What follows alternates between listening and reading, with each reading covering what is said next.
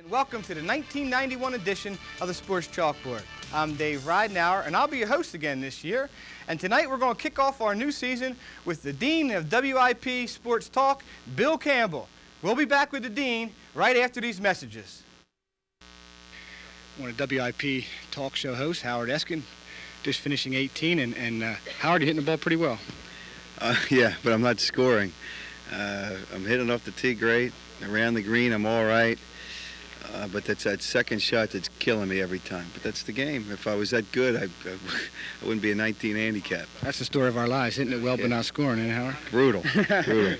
I know you're playing with Tom Brookshire and Bill Cambell, two of your co-workers at WIP. How you guys getting along out there? Surprisingly, we're getting along well. It might be the first time, and it'll probably be the last time until we play again that we all get along. But we're actually all after the same thing, so we're trying to help each other out. But by about 1 o'clock today, that'll cease. It'll be back to normal. What's it like playing with Charles Coody? It looked like he was trying to help you out, line up your putts a little bit out there. He's a good guy. You know what you like about these things? You like a guy that not only is a good player, but is personable and tries to have a little fun with you. And he's got some stories. He's got some jokes. He's really a pretty good guy to play with. One quick story about Bill Cambell. Well, Bill hits it straight. Doesn't always hit it that long, but boy, I'll tell you, oh baby, sometimes he'll get it to the green. No, it's fun. Bill takes it in the way that it's meant. Could you believe that? Where'd you come from? Howard, tell him where the pants came from. Everything else is from TaylorMade. TaylorMade, and it's free.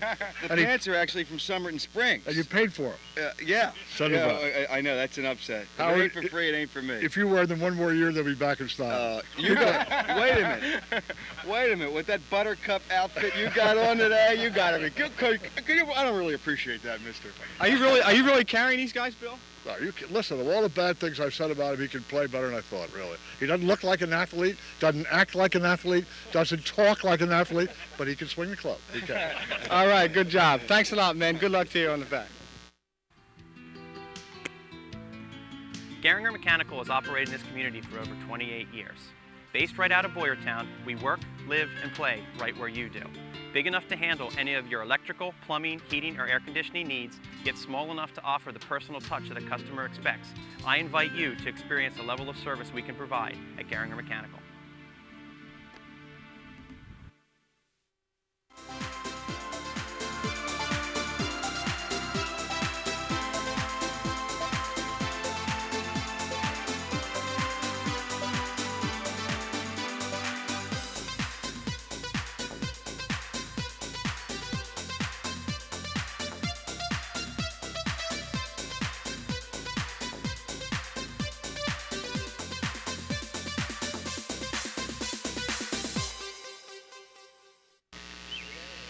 Well, Bill hits it straight. Doesn't always hit it that long, but boy, I'll tell you, oh baby, sometimes he'll get it to the green. No, They say, Bill, that impressions and imitations are a sincere form of flattery, and I guess that's what you have to take there from Mr. Eskin. I don't know. I could do without that. I thought I left that with my day job. Looked like you guys were having a pretty good time down there, though. We came down to see it, the Bell Atlantic, and playing with the senior golf, and it looked like you guys really enjoyed yourself out there. We did have a good time. We had two good pros. We had Dick Hendricks on the first day, and we had, as Howard said, Charles Coody the second day. We were 16 under par the first day and 10 under the second day. We finished 26 under, and I think we finished third. Had we played as well the second day as we did the first day, we probably would have done very well. It was strange because you'd think after you play 18 that the next day you'd play better, but we didn't. We didn't play as well the next day, but as Howard said, that's golf. That's what makes it the great game that it is. It looked like those guys were really, really helpful out there. You could see Charles Coody helping you line up your putts and things like that. It looked like they were really enjoying themselves as well as you amateurs along with them. That's one of the things about the seniors. They really react to people very well, and Coody was terrific. I had a couple of putts that I would never have hit them except he told me the spot where to hit the ball, especially the ones that broke a lot and had a lot of undulations. Those guys, it makes you appreciate how good they really are. You know, it's funny, getting back to Howard Eskin there, you guys have been rumored to go at it every now and again, to have a difference of opinion, but it really looked like there was some pretty good camaraderie amongst your little foursome down there. I think we all have differences of opinion. I think that there are four of us who are on talk radio at our station all day, And I think that if, if Tom Brookshire and Angelo Cataldi and Howard and Jody McDonald and I had the same opinion, we'd just be one great big bore all day. But fortunately we don't, and we disagree. But there's no malice, or there's no, a lot of people seem to think that Howard really tries to do it to me when he does that imitation. That's Howard, that's his humor, and he doesn't mean anything by it. Well, now you've been moved. You used to be an afternoon kind of guy, a 3 to 5, 3 to 4. Now you're back to the mornings. And I know you said on the way up here that you really enjoy that. You look forward to that. You get your day done. You feel a whole lot fresher in the morning. You really enjoy looking forward to that 10 to 12 spot. I do, and I can get in the golf course sometimes in the afternoon, and it's really great. I enjoy it, and I would like to do it about 3 days a week, but they want me to do it 5. So we compromised on doing it 5 days a week, 2 hours a day. But I enjoy it. I think that we're all represent different spectrums of opinion. We run the gamut from different age groups and all kinds of different opinions. I think it's interesting and fun. It helps keeps you young. Well, you're a Philly guy. You graduated from Roman Catholic High School. So I'm sure you've been around. You've seen all the coaches, all the players, all the styles. And I think you have that Philadelphia perspective in your background as well. Yeah, hopefully. I go back to Greasy Neal and Bert Bell and Eddie Gottlieb and all of those people who really wrote the history of sports in this area. And it's amazing to compare the guys who are coaching now with the guys who coached then. One time the National Football League's main office was here in Philadelphia when Bert Bell was the commissioner. And it's interesting. I go back to Connie Mack. I guess I'm the only one left that goes back to Mr. Mack, but I do. I was a 23-year-old kid when I started at Shibe Park and then Connie Mack Stadium.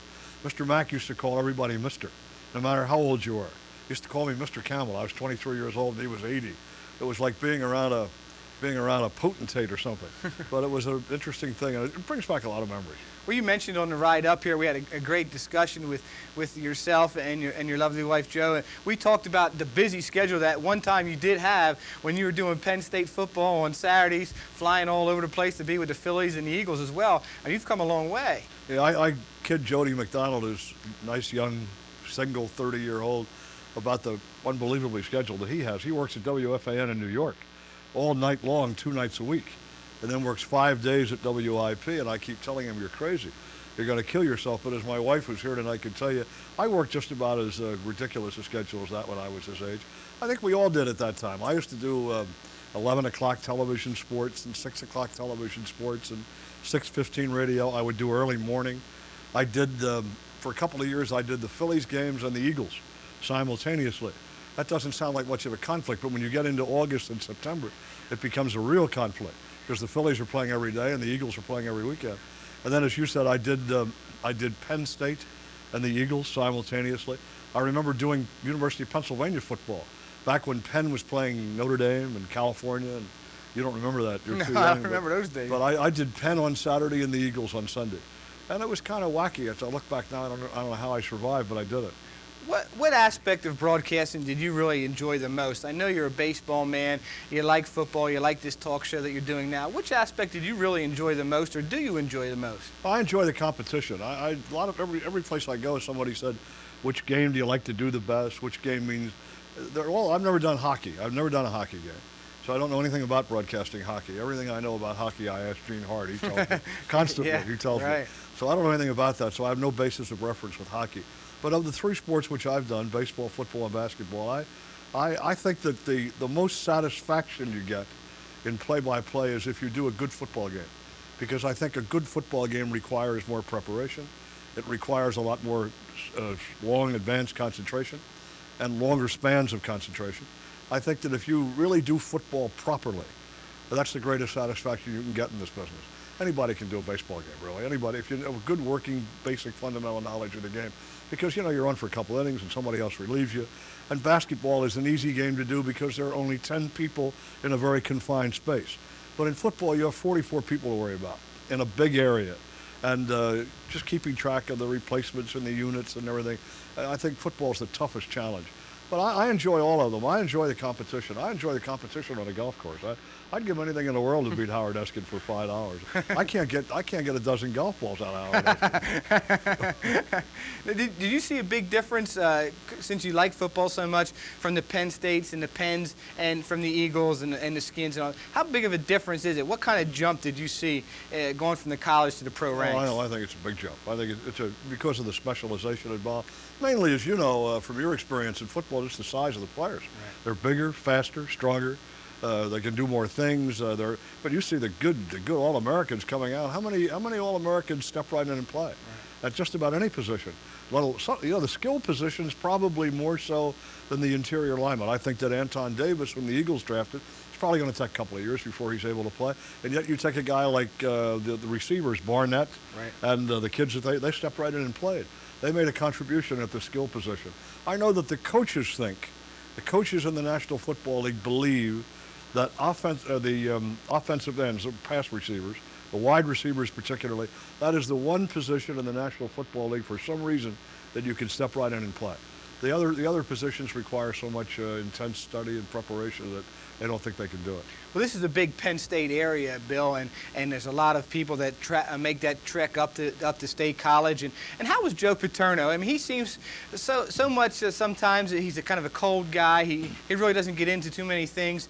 But there are some guys that swear by him, and I'm sure you've worked with Joe Paterno. Maybe you can lighten us up a little bit about his personality and the things that he used to do. Well, I've known Joe a long time. I have a lot of respect for Joe. Joe, very blunt, very plain-spoken. Joe is not much of a politician. I think Joe Paterno is the kind of a guy you'll find out within the first 4 or 5 times that you're around him whether or not he likes you, whether or not you can relate to him. But Joe and I had very good rapport, still do. I interview Joe 4 or 5 times a year. I always enjoy talking to him. We bump into each other at banquets. I have a lot of respect for Joe Paterno. I think that Joe runs a clean program. You can't say that about every coach at every major school these days. I think Joe's a terrific guy. I think he's made a great contribution to college football. I don't know that I'm wild about Penn State going to the Big Ten. I don't know that a lot of confirmed Penn Staters are wild about Penn State going to the Big Ten. I have some reservations about it, although I've got to say that I think Joe is right. I think the days of independence in basketball or football, it's going to be impossible to survive, and they had to go to some kind of a conference. Okay, well, let's start getting your questions ready for Bill Campbell of WIP fame. You can see our phone numbers right there at 327-9681, 327-9682. And we'll be back with more of Bill Campbell right after these messages from our sponsors. That was Bill Campbell. Soupy just went by there. He's the dean of most of us that have come along and gotten into sportscasting from the playing fields, Ashburn and McCarver and myself. I remember after I broke my leg, we went down to do a bowl game. It was called the Toilet Bowl down in Miami. The losing teams got to go. And I went down there and had a big cast on my leg and all, and Bill Campbell sat in the booth next to me and made me look and sound halfway decent the first television broadcast I ever did. Now, I never forget those things. And do you realize Bill's the only person I know, maybe in the whole country, that can recall every game from the 40s, 50s, 60s, 70s, 80s, and now into the 90s. There's just nobody quite like him. And I hope he has a real good time on this show, and I'm glad I was part of it.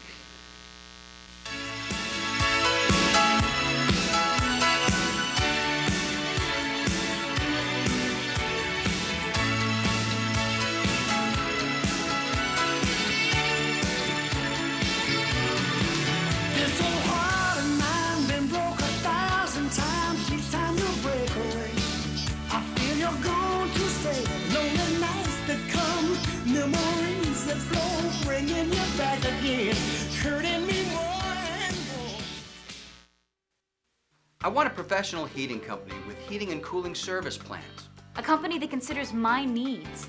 I want the security of price protection plans. Along with 24-hour emergency service and heating oil delivery. I want comfort. I want Ohlert Brothers. Ohlert Brothers, still family and still local. Ask about our America-friendly and environment-friendly agri-fuels, bioheat, and biodiesel. When it comes to heating and the environment, there's only one choice. Thanks, Ohlert Brothers. Okay, the phones are alive out in the truck, and we have some calls. As you see our number at 327-9681, 327-9682. And we have a first caller. Matt from Pottstown, you're on the air with Bill Campbell. Hey, how you doing, Bill? Okay, Matt, how are you? Okay, I wanted to call because I went down to Baltimore's Memorial Stadium last night to see the Cleveland-Baltimore game, and I was wondering what your opinions were on Memorial Stadium being shut down after this year, because I just love the stadium. It was my first trip down there, and I think the dimensions and everything, I enjoy myself more than any Phillies game I've ever attended. Did you have a much different reaction than you had, say, if you went into Veterans Stadium in Philadelphia? Yeah, I think because, well, the vet is so symmetrical, and Baltimore is just so different. I've never, really experienced any kind of stadium other than the vet, so I just think it was, the way it's built is a lot better for fan participation, because it's to be honest with you, family-type cozy atmosphere than the vet. To be honest with you, Matt, I don't have that much of a relationship with Baltimore Memorial Stadium. I haven't been in the Baltimore ballpark since the '83 World Series. I'm interested in the fact, however, that somebody just sent me a lot of literature, which I read in my office today, in which there's a lot of static going on in Baltimore, some kind of a argument or about how they're going to name the new stadium. A lot of people want it to be called Babe Ruth Stadium. Some people don't want it to be called Babe Ruth Stadium because Babe Ruth is so clearly identified with the Yankees. What would you like to see them call the new stadium in Baltimore? That's another thing. I really have no idea what they would call. I know the street right out in front of Memorial Stadium is called Babe Ruth Plaza, and I was that caught me as funny as why, a street in Baltimore would be called named after Babe Ruth, but I would have no idea what they should call the stadium. Maybe a new Memorial Stadium, but I don't even think they should tear down the old one, because even structurally it doesn't look that bad. I mean, I've gone to the vet and I've seen cracks in the steps, and it just overall, dirty and things like that. You're absolutely right about that. It's very clean. The people, I just had a great time. I'm going to be going to a lot more Baltimore games now. Well, I just had a great time. I didn't really understand what the reasons were for them tearing down the stadium. Probably financial. Okay, Matt. All right, Matt. I don't want. Thank you. I don't want to interrupt you, Matt. You're right about the condition of Veterans Stadium for a ballpark that's only 20 years old. There are a lot of cracks on the facade and the leaks in the press box, and we're having all kinds of trouble. They have the Phillies have spent a lot of money in the last 2 years in trying to improve the stadium, and Bill Giles and the Phillies are trying to work out a deal with the city of Philadelphia where they will take over the maintenance of the stadium. The city is broke, as you know. Philadelphia doesn't have any money and can't pay its bills. Hopefully the Phillies will be able to take over the maintenance of the stadium, and if so, it'll be to the benefit of all of us. It is really almost disgraceful how that stadium has fallen apart and into such a condition of disrepair in only 20 years. If you buy a 20-year-old house, you're buying a house in the prime of its That's life. right. But a 20-year-old stadium shouldn't look the way Veterans Stadium looks. Okay, we have another call from Phoenixville. George, you're on the air with Bill Campbell. Yeah, Bill? Yes. Earlier tonight, you were mentioning about the athletes, the way they've changed over the years, how they're bigger and stronger and probably smarter. And I think it's as evident in football, and it's certainly evident in basketball. But I wonder whether today's baseball professional player, whether that's true of them. When I see the deterioration of the farm system, the expansion that has taken place, and if you can hit 250 and play shortstop, you can make $2 million a year today. I just wonder whether the same thing is true in the major league. Well, I think you're absolutely right. They're rushing kids to the major league so quickly now that it's really ridiculous. We now have 26 teams comprising 650 players. By 1993, which is just down the road, we're going to have 28 teams and 700 players. We're at a situation now where I was looking at the New York Times today, and we had the roster of every single team in the major leagues, what everybody's hitting, what everybody's fielding, etc. There's no doubt that on every team in the major leagues today, on every roster, there are at least 3, and on some cases 4 and 5 players who should be in AAA. Now, when we expand to Miami and Denver or wherever they're going to go, in 1993, you're going to be allowed to protect 15 guys and then open up your roster. You're going to see some of the worst baseball ever played. But, the owners aren't concerned with that. They're getting $95 million from these 2 new cities to come into the league. It's going to dilute the product. I'm doing a piece on that tomorrow on the air, just on expansion and what it's going to do to baseball. However, it's got to be said that the people are still going to pay for it. The people are still going to come to the ballpark. The product is inferior, as you just said. We're seeing really poor, basic, fundamental baseball played, but we're breaking attendance records every year. When you can get 2 million people to come to Veterans Stadium to see the kind of baseball that the Phillies have played for the last couple of years, then you got to say to yourself, boy, there's one born every minute. I mean, there's going to be 3 million people in Dodger Stadium this year.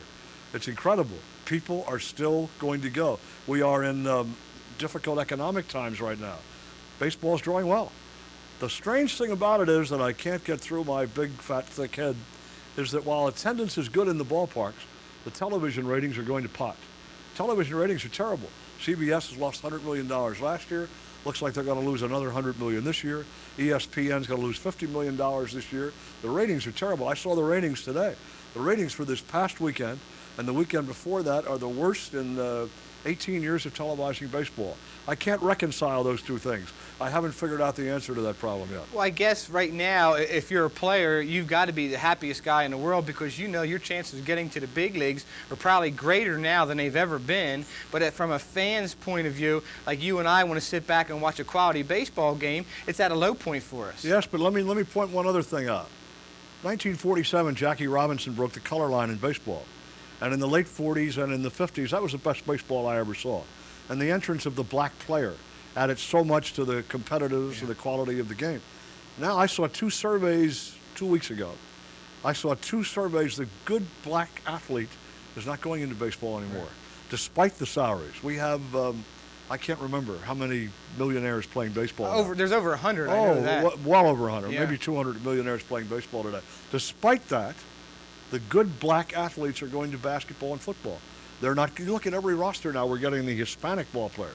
The Hispanic kids are coming in. Orlando Merced and Felix Jose. Right. They're coming in, and they're going to be the next great players in our upcoming generation. But the good black players who have done so much to uplift the quality of the game are not coming into baseball now. Okay, we have another caller. Alfred from Pottstown, you're on the air with Bill Campbell. Thank you, Dave. I just want to tell you that you should be commended about your show. You always seem to come up with somebody different. Thank you. I'd like to ask for a question. I would like to ask him, how does he feel about the breakup of Villanova and the Big Five? The breakup of Villanova and the Big Five, I'll tell you, that's been a very emotional question in Philadelphia and throughout the Delaware Valley. I've been involved in it to some extent because Rolly Massimino and I do a show every Thursday. And Rolly has been painted as a villain in this piece. Yeah. I think a little bit unfairly. The decision was not Rolly Massimino's. I don't say this because Rolly and I are particularly close friends. We are not. I respect Rolly. I think Rolly's done a great job for his university. I think he's an excellent coach and a good guy. Rolly's caught a lot of flack about this. Yes. I think that we have to, it's fine to be a traditionalist, and it's marvelous to live with all those memories. I broadcast a lot of thrilling Big Five games. I grew up with the Big Five. Big Five means a lot to me. I go back before the formation of the Big Five. It was a great, great, outstanding, individualistic, unique thing that those 5 schools could do what they did. But Penn State had to drop Pittsburgh from its schedule. Yep. Penn State decided to drop Syracuse from its schedule. They joined the Big Ten. The face of college athletics has been changed dramatically by this little thing that you're looking at right now, television. Right. That camera right there and the screen that you're looking at. It has changed the face of college athletics. I don't know whether it's for the better. A lot of people would argue that it's for the worse, but when the Big Five was in its heyday, when the Big Five was instituted and when it was in its heyday, you didn't have the competition from television that you have now. You can sit in your living room and watch a major college conference basketball game every single night. A lot of people dream that the Big Five played to packed houses every night. Nothing could be further from the truth. And I submit to you, I'm an old St. Joe guy. And LaSalle or Temple, if they had a chance to go to the Big East, and if they had a chance to do what Villanova has been able to do, why would they stay? You have to do what is good for your own university. A lot of people say that's disloyal. I don't think it's disloyal. It's a tough, tough time, and television has made it so. Well, do you think Speedy Morris was out of place then by being so outspoken? Because he seemed to be one of the guys that was really kind of blasting Villanova or blasting the Big Five for not staying because of that tradition, because of that word loyalty that you said. No, I don't think Speedy was out of place. He has a right to his opinion. Speedy's a terrific guy, and he was loved. Speedy came up through the Big Five. Sure he did. Coached at Roman Catholic. Right. Speedy's an integral part of the Big. Absolutely not. As a matter of fact, I admire Speedy for doing what he did. He wrote a column in the Daily News, and he expressed his point of view very forcefully in the Daily News. The day he wrote the column, I called him up, And I said, I think you ought to go on the air with me tomorrow and explain to everybody what made you do this. And he came on the air with me the next day, and he was very good. Rolly, I don't think Rolly was very happy that I had Speedy on. And when Rolly came on with me the next week, I said, Rolly, on the air, I told him, I said, Rolly, I think I'll tell you what you ought to do. You ought to do what Speedy did. You ought to put it down in black and white. Right. Explain it in the paper. You ought to write a column about it and really let everybody know how you feel about it. Rolly declined to do that. I wish that he had done it. I think it was a mistake not to. Rolly got himself in trouble with the people by continually saying this was an administrative decision. Exactly right. It was up to the president of the university and all of that. It was. He wasn't telling a lie, but there are a lot of people who will always believe that Rolly instigated it. Okay. I don't think that's true. I think that Rolly was asked for his opinion. The president of Villanova, Father Dobbin, certainly is not an idiot, and he certainly would be if he was going to make a move like this and didn't ask for the opinion of his basketball coach. I'm sure he did. Okay, we have one more caller before we go to break. John from Pottstown, you're on with the Dean, Bill Cambell. Yeah, Mr. Cambell, how are you tonight? Fine, John, how are you? Okay, listen, I've been a Phillies fan from way back. In 1964, one of my favorite players was Richie Allen, and I know that you have had a pretty good relationship with Mr. Allen, and I know he's been somewhat lambasted for his actions and things like that.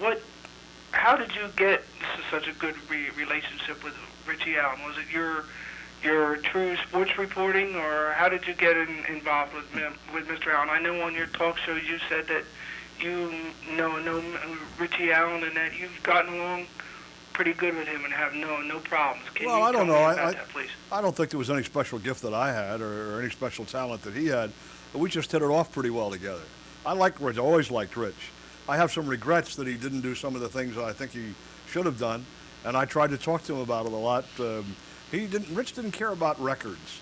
Rich didn't care about going to the Hall of Fame. Rich didn't like anything about the game, really, except what went on between the white lines for 9 innings. Richie didn't want to get involved in the stuff that you had to do, the extracurricular stuff, making appearances and signing autographs. He didn't even like to take infield practice. He would skip batting practice if you'd let him. Richie just wanted to come. If Richie Allen had had his way, if the game was at 7:35, Richie would like to get there about 7:15, put on his uniform and go play, and when the game was over, go home and come back the next day at 7:15 and do the same thing over again. Richie didn't like to be on time. He got involved in doing a lot of things that he could have done better. But basically, he was a good guy. We got along well. I have some regrets that he didn't take it a little more seriously. He was an enormous talent.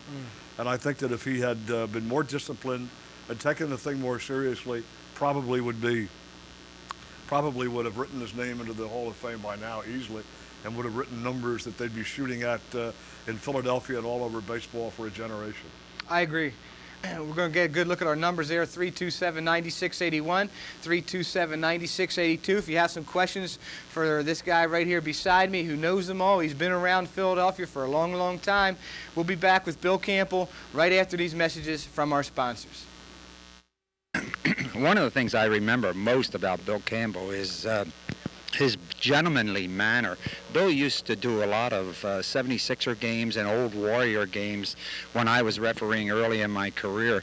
And I remember one time when he was doing a 76er game, Bill being the nice guy he is, and we had a rule against doing personal interviews without clearing it through the league office.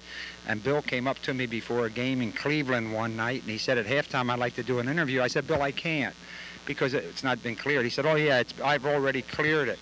And so I went out at halftime, and I did this interview with Bill. And about a week later, I got a bill in the mail, another kind of a bill from the NBA office. It was a fine for $500 for doing an interview with Bill Cambell that wasn't cleared by the league office. Funny for me, or funny for Bill, not too funny for me, but he is quite a gentleman and really, truly the dean of sports announcers in the Philadelphia area and probably in the national scheme of things. Wish Bill all the luck in the world in his show with you people. You picked a great subject for this interview.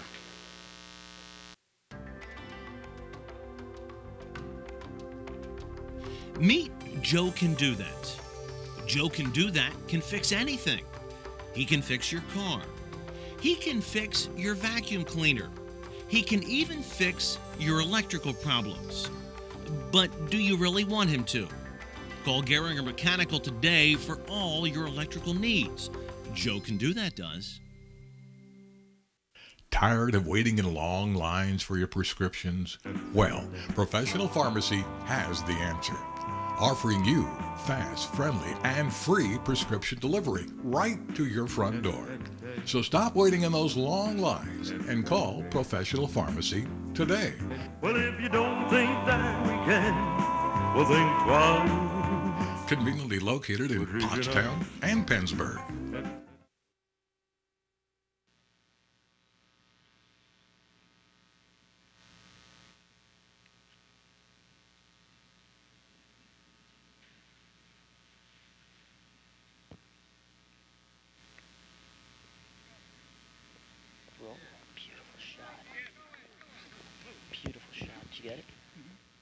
Okay, Mike, looks like you know what you're doing out there. You made a nice little chip shot, just couldn't get the putt to roll. Right, I know what I'm doing. I made a bogey, though. Gabe Brewer knocked about a 25-foot putt in there, as you saw, for a birdie for our team. We had a good day yesterday. We're in second place, and we were looking at bogey, and our pro made birdie for us. That's so sad. It seems like you're keeping pretty busy now. You're involved with the Jack Nicklaus products, and I guess you're looking forward to maybe some expansion baseball. Well, not really. I'm kind of pulled out of that whole thing there. We had a group in Miami. There were 3 groups in Miami, and the Blockbuster Video Company won out for the rights to that franchise in South Florida. You know, my focus is mainly with the Golden Bear Company right now. We're developing a sports management company, and it's exciting. It's a pretty good entree into the business world. Are you going to stick around the Philadelphia area now? There were rumors that you were going to move down south a little bit. We're hoping you can stay around the Philly area. I'm not sure yet. Our house is for sale, and if we're able to sell our home, I think there's a good chance we may be going down to Florida. But I'm still going to be here, you know, 10 days out of every month. I have a couple of exciting business things going in Philly, and Philadelphia's my town and my second home, so I can't say I'll be leaving it totally. Any aspirations to get back into baseball, general manager, owner? Not right now. Not right now. The lifestyle doesn't fit what I want to do. I need to spend time with my family. That's why I retired. I get back into the real world. To get back into that world of professional athletics right now, it's not going to fit. Okay, well, thanks for your time, and good luck to you, Mike. Enjoy. Back with Bill Campbell right here on the Sports Chalkboard. Before we get into Mike Schmidt, I know you have something to say to Earl Strum, who's probably watching us right here tonight. Well, I know that we're in Earl Strum country here. I don't want to come out and accuse Earl Strum of telling a falsehood. I don't remember that Cleveland story at all. I do remember the NBA. That's a rule that the NBA does have. I think it's a ridiculous rule. I remember discussing that with Rod Thorne, who was the vice president in charge of operations of the NBA. The officials are not allowed to go on after a game or any other time until the season's over and all that. I think it's a dumb rule. I think public relations-wise that they could contribute a lot to the understanding of the game. I did have an incident happen once in Milwaukee, and it involved an adversary of Mr. Strom's by the name of Darryl Garrettson. I was televising a game in Milwaukee one night, and we had a very, very unusual play. I won't bore you with the details of the play. Darryl Garrettson made a call that I'd never seen before. We didn't understand the call. The Milwaukee broadcasters didn't understand it. Matt Gukas was coaching. He didn't understand it. Nobody understood it. And the crowd in the stadium was completely bewildered. And at the next time out, when the commercial was on, I went over to Darryl Garrettson, and I said, you know, Darryl, what was the call? And he told me what the call was. And I said, Darryl, there's not one person in this whole building, not one player, not one coach, not one broadcaster that knows what in the name of God you called. I said, I would suggest that you get on the PA system and explain the call to the crowd and see what happens. He said, Bill, I think that's a heck of an idea. So he went over and got the PA mic, and he said, this is Darryl Garrettson, and he explained the play. It took about 20 seconds for him to explain it. Everybody said, wow, and they stood up and gave him a standing ovation. Well, I told Rod Thorne that story. Rod Thorne didn't believe me. I said, well, go ask Darryl. Ask Darryl if that didn't happen. He did ask Darryl, and Darryl said it did happen, but still they won't let the referees talk to anybody, which I think is a big mistake. Yeah, we had a hard time getting Earl right on our Sports Chalkboard. We went through the league office, and Rod Thorne gave us a runaround, and finally we got him on here. Okay, we have another caller. Tom from Spring City has a question for Bill about Michael Jack Schmidt. Oh, Bill. Yes, sir. I get down to games once in a while. I see you down on the field before the game. Yeah, I get there pretty much. It's just timely they had that thing about Mike, but there was a piece in the paper today that he sort of says he's disappointed he didn't get no opportunity with the Phillies. And I'm just wondering now, this sports channel, they got 5 guys rotating as analysts. and one of them's not Mike. Why the heck can't he be one? I don't think that Mike wants to broadcast.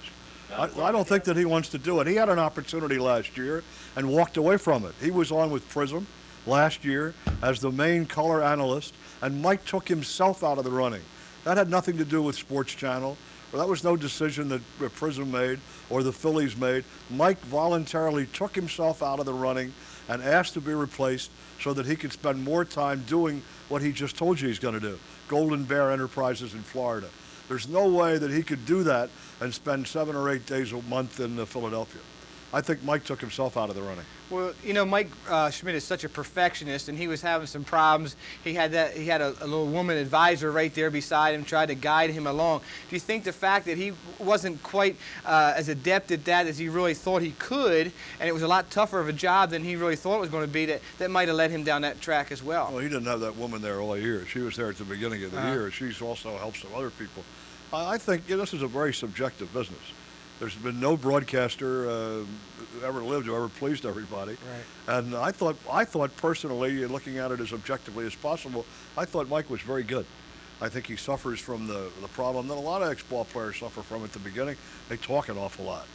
Nobody talks more than Tim McCarver. I mean, Tim McCarver goes on and on and on and on, and Tim McCarver's making more money than anybody.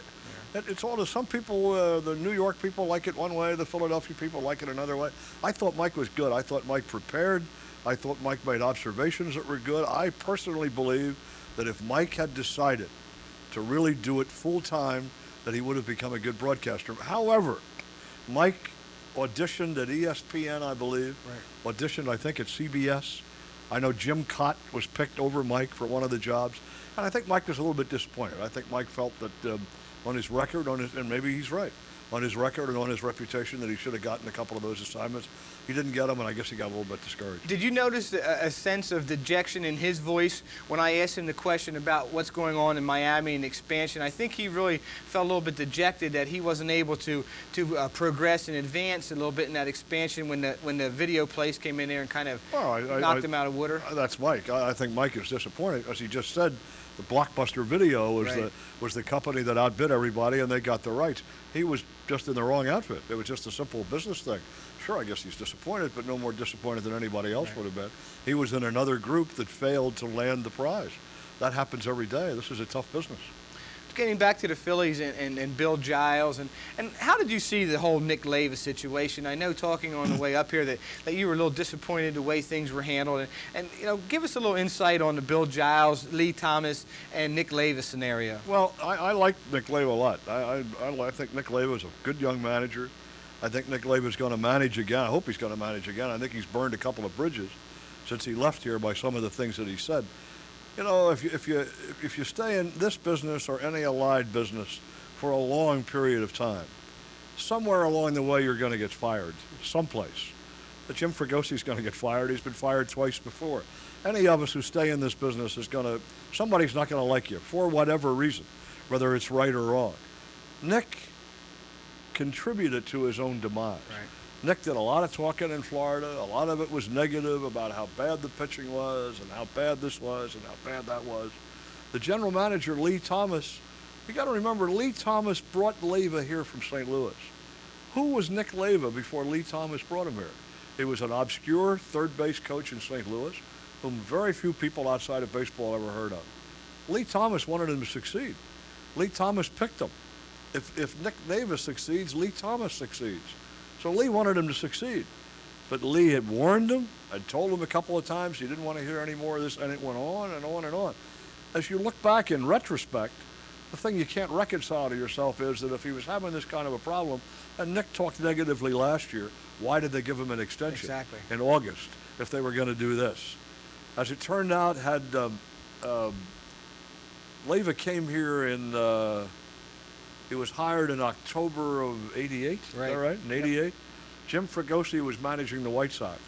Jim Fragosi was fired in November of '88 by the White Sox. Had Lee Thomas waited a month, he probably would have hired Fragosi originally. I just think that Nick would be better served to forget about it. It's over. He's being paid $500,000 for the next 2 years. zip it, its history, learn from it, and go on from here. Well, you said an interesting thing before, that you like to see younger guys getting a shot and getting their chance to manage. You don't want to see these retreads that keep going over and over and recycled all over the place. Maybe you can tell us a little bit about that. Well, I'll tell you, in this wholesale firing of managers that we had last week, 3 guys were fired. The only redeeming feature of that whole thing, I don't know whether those guys deserve to be fired or not, but the only redeeming feature of the whole thing was at least we saw some new faces. Right. Johnny Oates got one job. Hal McRae got the other job. Instead of going back and retreading a guy who'd managed 4 other places as they usually do, at least they put in some new faces. And I find that encouraging. The guy in Chicago, Jim Essien, Essien, who used to play for us. Yep. Jim Essien is a terrific young manager who has great credentials. He's only 40. But Dallas Green says that Jim Essien is strong enough and tough enough and young enough that if the guys don't play the way he wants them to play, he might beat it into them. That's a joke. But Essien, you see Essien and Oates and McRae come along, at least it's new faces. Yeah. This retreading guys all along is, and I'm glad to see a guy like Fregosi get another shot. Fregosi is still a relatively young guy. Yeah. Doesn't quite measure into that retread thing that we were talking about. Okay, we're ready for another break, believe it or not, and there's our numbers. 327-9681 and 327-9682. If you have some questions for Bill Cambell, please make sure you jot that number down. We'll be back right after this. I remember Ed Marinaro's last game against the University of Pennsylvania, and Bill Cambell in the truck after the game was giving the glowing reports of Marinaro. I've seen Jim Brown. I've seen Steve Van Buren. Marinaro's the greatest back I've ever seen, and he'll have a banner career in the National Football League. Of course, Bill was a great evaluator of talent, but of course he was a better evaluator of TV talent. Marinaro went on to be a star in television rather than a star in the National Football League. For more than 50 years, Pottstown Oral and Maxillofacial Surgery has served its community with expert dental care, offering patients dental implants and a full menu of procedures for many types of dental problems, including bone grafting, wisdom teeth, impacted canines, facial trauma, jaw surgery, oral pathology, TMJ disorders, and sleep apnea. Get the smile you've always wanted. Contact Pottstown Oral and Maxillofacial Surgery today. Hey, Terry Musser here. Doing whatever it takes as always. People ask me, can I still do a cartwheel? I can. But when we work with you, we're not only going to do cartwheels, we're going to bend over backwards.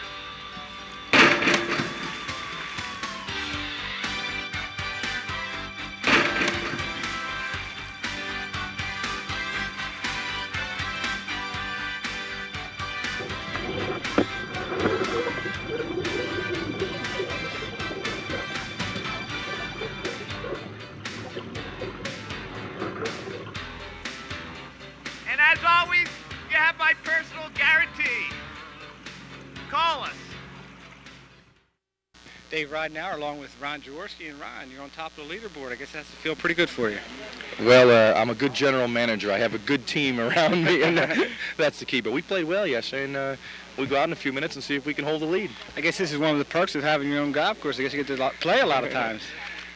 No, that's a misconception. In fact, a lot of people, when they call, and my sister, who's my secretary, will say, well, Ron's out on the course. They think I'm playing, but when you own a course, you have to work at it. What else you doing these days, Ron? Any aspirations getting in the booth and doing things like that again? Yeah, hopefully I'll be able to do something. I plan on doing the Eagles pregame and postgame again. I'll be doing my Monday night matchup show with Ali Sherwin on ESPN. I've auditioned to do some college football this year, and hopefully I can work some college games.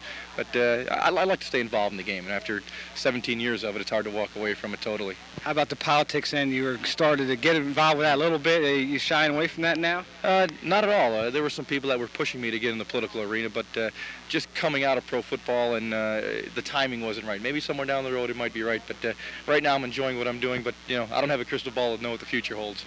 We saw Eskin and Brookshire and Cambell, the WIP group. Do you have any funny stories about any of those guys that maybe you want to relay on to us? Bill Cambell or Eskin, Brookie? Yeah, but they're X-rated, so we can't we can't talk about them here. No, I can only say that it's a great group of people. You know, I mean, the people you mentioned, you know, Brookie and Bill Cambell and even Howard. Even people get on Howard. You know, they do a great job. They do the job they have to do and create a lot of excitement about sports. But they are super people. Okay, Ron. Thanks a lot. And good luck. Have a good round. Seeing you. Thank you. Okay. Well, we see Jaws, number 7, the old quarterback, the old iron hand of the Eagles. Now they have a new quarterback in there, Randall Cunningham, with a new head coach, Rich Kotite. I never said what Werndell said I said about marinara. I've never been on a program with guys told so many lies. Not Ron, but Earl Strom and Werndell. Kotite, I tell you the truth, I'm really optimistic about the Eagles season. I can't wait for them to go. The mini camp was different. It was organized. People weren't standing around. Everybody had something to do. It was active. Everybody was involved. I think that Kotite will bring some discipline and some order out of the chaos that we've had around here for the last few years. I've always felt that if all the Eagles had to do over the last 3 or 4 years was play up to their potential, and they could have gone pretty far into the playoffs. I don't think this club has really realized its potential. I think that, unless I'm terribly wrong, and I've been wrong before, I think that they're absolutely deadlocked to go to the playoffs again, and hopefully to go deeper into the playoffs. I like everybody's going to like Bud Carson. Bud Carson's a terrific guy. And I think that Rich Kotite's going to bring some law and order here. And this club needs some law and order. There's no question about it. Well, you mentioned earlier that Jerome Brown looks pretty trim. He lost about 30 pounds. Reggie's lost some weight. They look like they're taking a serious attitude and a nice approach this year. Yeah, I don't see anybody sitting around eating fried chicken, and everybody's working. Some guys, they used to have some guys sitting, some guys standing, some guys working, some guys loafing. Everybody's busy now. Everybody's got headgear on all the time. You've got to have some kind of order. You've got to have some kind of discipline. The greatest thing lacking in our society today is discipline and respect for one another. And you got to put rules in, and everybody's got to follow the rules. And we haven't done that with the Eagles for a long time. And I think everybody's going to be. I was going to say pleasantly surprised. I think that would be unfair to say that about Kotite, because I think most people, if they watched the offense last year, got some idea of what Rich Kotite was all about. Rich Kotite is a systematic, knowledgeable guy, and I think he's going to bring order to the whole team. And if he does, I can't wait for the season to start. How important are the first few games for Rich Kotite? You know, if they start out on a bad foot, all Buddy backers are going to be driving you crazy, and you'll be wanting to retire by the first week. Oh, man, if they come out of the chute and lose the first 2 games, I may take a couple of weeks off. All we're going to hear is, see, we needed Buddy. Buddy would have done it. See what happened? I got rid of Buddy. That's all we're going to hear. I think a good start is critical, absolutely crucial. They have to win the first couple of games and get off on the right start. And they can't blow any of those games like they did last year to Indianapolis and to Phoenix. What the Eagles have to do is win the games they're supposed to win, and then battle like hell in the other games. Okay, we have another caller from Boyertown. Phil, you're on the air with Bill Campbell. Yeah, I have a question. How come they got rid of McMahon? I don't understand. I couldn't understand what he said. He asked how comes they got rid of McMahon. Yeah, they put order, and they're free agents. I think that was a mistake. Jim McMahon? Jim McMahon is still a member. They're trying to sign him. They haven't gotten rid of him. He's still here. He hasn't gone anywhere. They fully intend to sign Jim McMahon, as far as I know, unless they made an announcement today that I'm unaware of. Did they? I think that by putting him up on Plan B, that it seemed to some of these people that they were trying to get rid of him. No, but I don't think that was their intention. No, they want to re-sign him, and they want to bring him back, and they have every expectation of doing that. Okay, we have another caller. Justin from Pottstown. You're on with Bill Campbell. Okay, Justin. Why did Buddy Ryan get fired? How much time do you have, Justin? Buddy Ryan and Nick Leva had somewhat similar situations. That's pretty hard, I guess, to reconcile. That might surprise some people, a statement like that. But both of them, to some degree, helped talk themselves out of a job. All Buddy Ryan had to do was coach the football team and stop talking. And Buddy Ryan, to a great degree, helped talk himself out of a job. The reasons why Buddy Ryan got fired are so obvious that nobody's sitting here and thinking the last 15 minutes. But to a great degree, Nick Leva helped to grease his skids, and so did Buddy Ryan. How much did Randall Cunningham actually have to do with it? You know, you hear all these rumors, and we're out here in Pottstown. We're not behind the scenes, and I'm sure you hear rumors as well. You know, Randall was behind Rich Kotite, and he was jumping ship, and they had an argument between Reggie and Randall. And how much of that stuff really went on, Bill? I don't think Randall Cunningham had any more to do with getting Buddy Ryan fired than I did. I think that it was a remarkable tribute to the patience of the owner that Buddy Ryan stayed here as long as he did. I think a lot of owners probably would have gotten their fill of Ryan by about the end of the 3rd year. I was surprised, really, that Norman Brayman kept him through the 5, but he gave him every opportunity to turn the thing around, and it didn't happen. But Randall Cunningham didn't have anything to do with getting Buddy Ryan fired any more than I did. It's interesting that I say that because just today I hadn't been in my office for a week, and I got in there today and I was reading a week's worth of mail, and I got a letter from one guy saying that he'll always feel until the day he dies that I'm the guy who got Buddy Ryan fired. I'm the guy who did it. Well, you know, you told me on the way up here that Harry Gamble and you are neighbors. You live in the same neighborhood. You know, what's Harry Gamble's feelings right now? I think he's a Rich Kotite guy. He has to feel pretty happy right now. Well, I don't get to talk to Harry that much, despite the fact that we are neighbors. I hope to see him this week. I'm sure Harry's got a lot to do with what goes on down there. Harry's a hard-working guy, puts in a tremendous amount of time. I'm sure Harry is very optimistic. I think he feels that they've made the right decisions, that they've got the ship started on the right course. I'm sure if they didn't feel that way, he'd speak up and say so.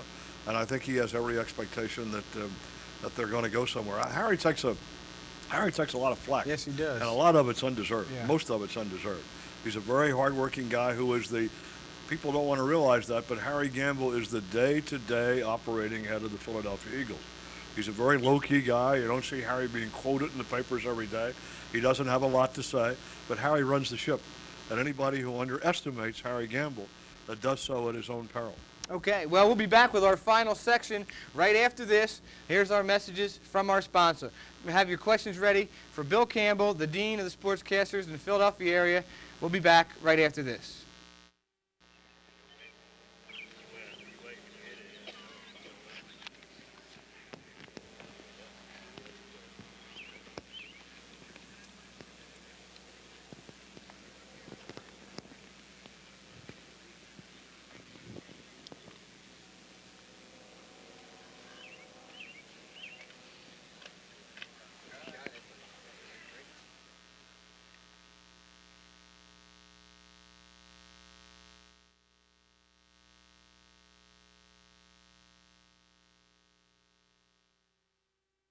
Just down the street, there's a hardware store with great tools, products, and expert advice.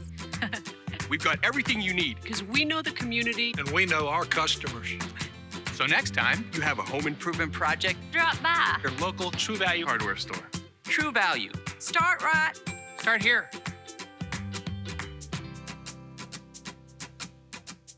Your True Value expert is A.D. Moyer in Gilbertsville and Pottstown. On the web at admoyer.com.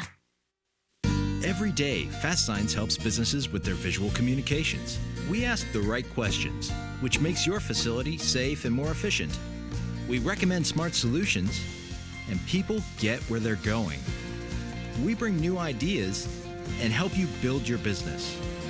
Fast Signs offers more than signs and graphics. We're innovators, planners, and designers, and we're more than ready to help. For more information or to request a consultation, visit fastsigns.com.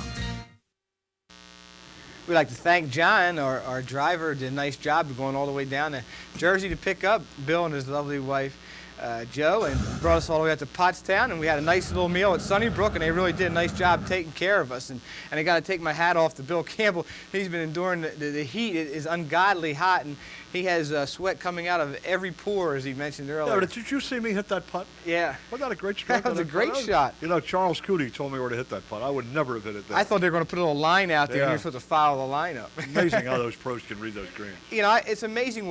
The thing that really amazed me was the amount, how they hit the ball. His backswing was only 2-3 inches, and the ball just traveled and rolled, and boop, right in the He middle told of me the where cup. to hit that putt, and I didn't want to hit it there. I didn't believe it. And he said, trust me, that's where to hit it. This is my business.